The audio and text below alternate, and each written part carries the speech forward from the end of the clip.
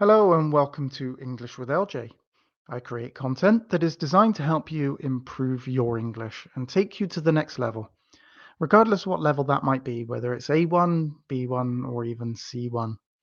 In this video, we're going to learn English, going to do some English learning, and we're going to continue on our advanced phrases. And this is part 4 of the advanced phrases.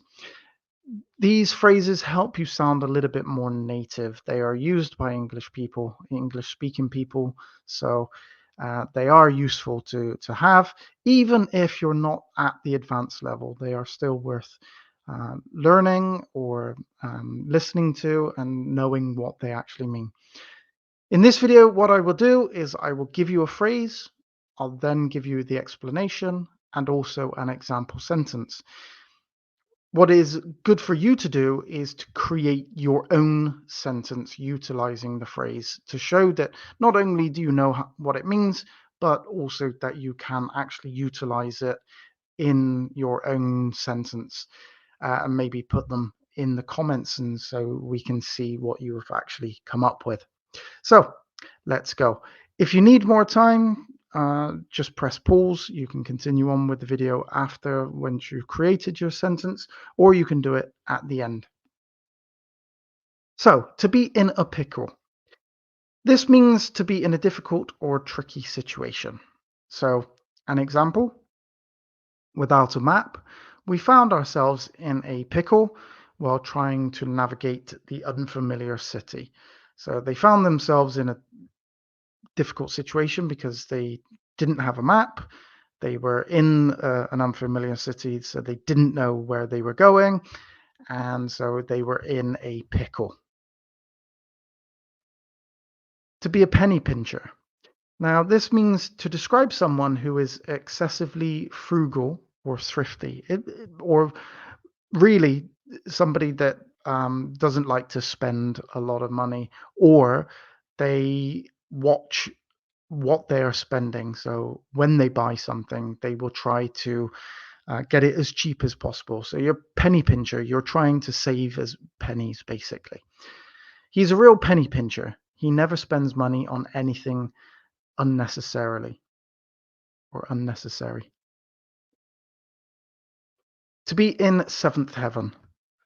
So this means to be extremely happy or blissful. So you're really extremely happy. When she received the surprise proposal, she was in seventh heaven. She was extremely happy with when she was proposed to. To be a shot in the dark. Now, this is to make a guess or an attempt with little or no information. His answer was just a shot in the dark since he didn't have any facts to support it. So it's you're making a guess, but you don't really have any reason to make that guess. You've got no information to base it on. So you're just making a shot in the dark or taking a shot in the dark. To be the cream of the crop. Now, this means to describe someone or something as the best or highest quality. So the athlete was the cream of the crop in his field, winning numerous awards. You could say that about Usain Bolt, for instance. He's the cream of the crop. He's the best. He's the top man in his field. To be in the doldrums. Now, this to be in a state of desperation or low spirit. So, when somebody is feeling down, they are down in the doldrums, you would say. So, after the breakup, she was in the doldrums for weeks.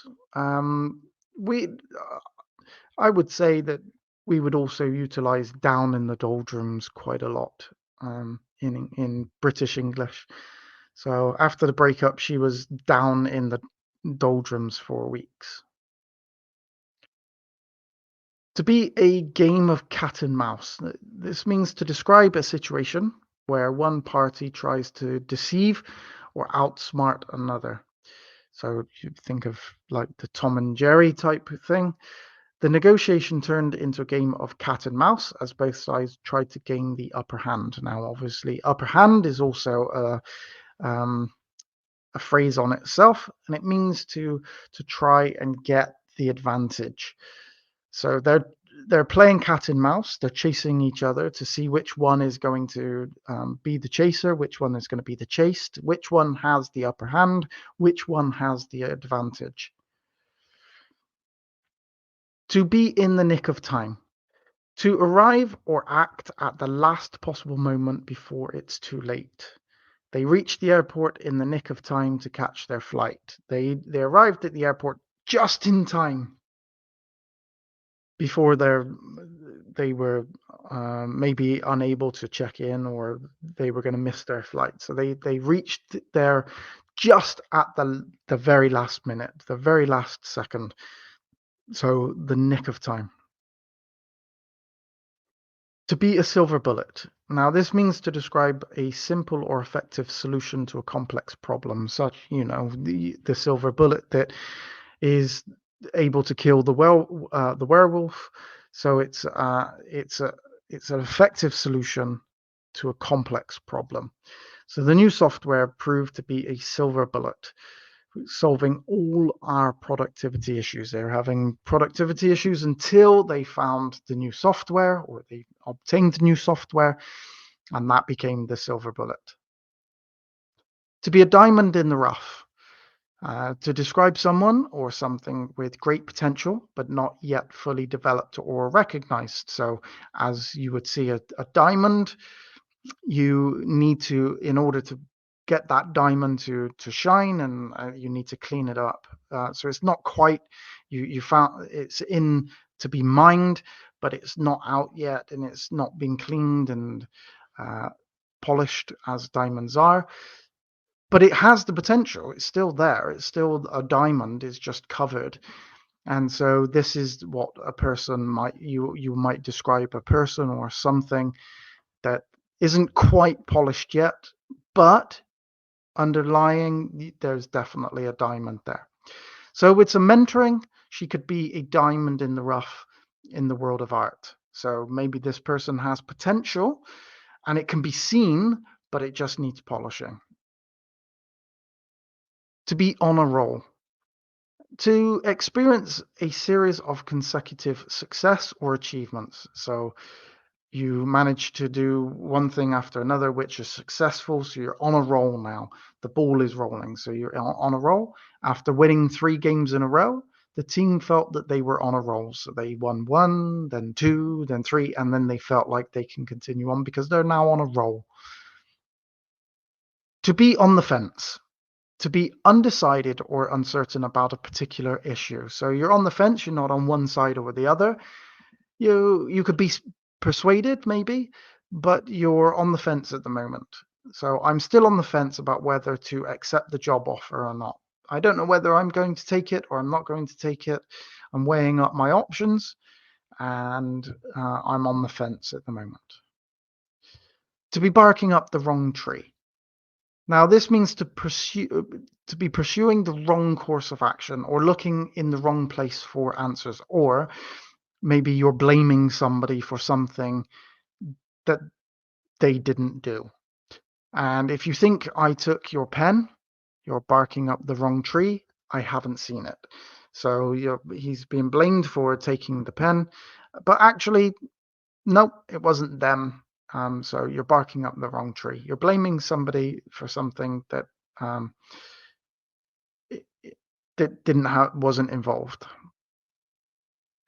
So let me know in the comments whether you like these videos, whether you like the series that I did on the phrases, the advanced phrases. Is there any type of video that you would like me to create? Also, put into the comments any of the sentences that you have made, and I'll check them for you to make sure that they are correct and that you've utilized them correctly. Let me know if you like the video. If you like the video, please give it a thumbs up. It does help. And subscribe if you would like to be kept up to date with future videos. I do have Patreon. There are 3 different levels. There's a lot of material available on there. Go and have a look. You can join. I also have an A1 to A2 English course available, which is available for download from Amazon, but it's also free if you join any of my Patreon channels as well. So yeah, if that's something you're interested in, there is a link in the description for the Patreon and the book. Thank you very much for watching, and I'll look forward to seeing you on my next video.